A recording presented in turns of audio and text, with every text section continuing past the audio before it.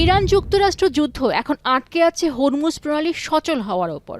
একদিকে এই জলপথ সচলে বারবার আশ্বাস দিয়ে যাচ্ছে ওয়াশিংটন, আর অন্যদিকে ওমানের সঙ্গে সমঝোতা করে হরমুজ সচলে পদক্ষেপ নেওয়ার দাবি করছে Tehran.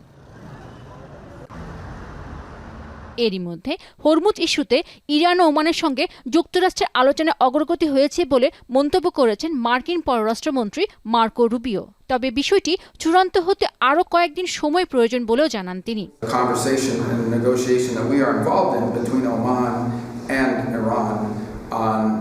How more ships can be able to go through there safely in the short term as we move towards these longer term talks about denuclearization. And suffice it to say there's been progress made in those talks, but not finality yet. We're hoping that will happen very shortly. এদিকে Trump আবার হুঁশিয়ারি জানিয়ে বলেন, শিগগিরই Hormuz প্রণালী খুলে না দিলে ইরানের ওপর কঠোর আঘাত করবে যুক্তরাষ্ট্র। ফক্স নিউজকে দেওয়া সাক্ষাৎকারে তিনি আরও বলেন, যুদ্ধ বন্ধে ইরান একটি চুক্তির জন্য মরিয়া হয়ে উঠেছে।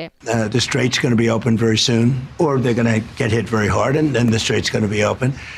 We were going to a tremendous attack, the biggest since World War II, and they called me and said, very politely, please, can we talk? Can we talk? They didn't want. অবশ্য এর আগে মার্কিন অর্থমন্ত্রী Scott বেসেন্টও বলেছেন, আগামী বুধবারের মধ্যে Hormuz প্রণালী খুলে দেওয়ার জন্য ইরানের সঙ্গে একটি চুক্তিতে পৌঁছতে পারে ওয়াশিংটন। এছাড়া নির্ভরযোগ্য সূত্রে বরাত দিয়ে সংবাদ সংস্থা এক্সিওস বলছে, গুরুত্বপূর্ণ এই প্রণালী ইস্যুতে একটি অন্তর্বর্তীকালীন চুক্তির কাছাকাছি পৌঁছেছে যুক্তরাষ্ট্র, ইরান ও ওমান। বুধবারের মধ্যেই এই বিষয়ে ঘোষণার পরিকল্পনা রয়েছে ওয়াশিংটনের। প্রতিবেদন অনুসারে প্রস্তাবিত 60 দিনের এই ব্যবস্থা অনুযায়ী ইরানের সাথে সমন্বয়ের মাধ্যমে আগত বাণিজ্যিক জাহাজগুলোকে তেহরানের জলসীমা দিয়ে এবং বহির্গামী জাহাজগুলোকে ওমানের জলসীমা দিয়ে পাঠানো হবে। আর এই অন্তর্বর্তীকালীন সময়ে কোনো টোল বা ট্রানজিট ফি আরোপ করা হবে না। এদিকে হরমুজ প্রণালী পুনরায় খুলে যাওয়ার আশায় বিশ্ববাজারে কমেছে তেলের দাম।